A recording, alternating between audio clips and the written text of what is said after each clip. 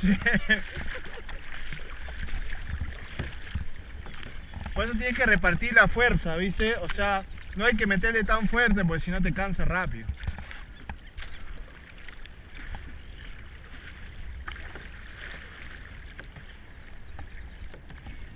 ¡Vamos, Ariel! ¡Vamos!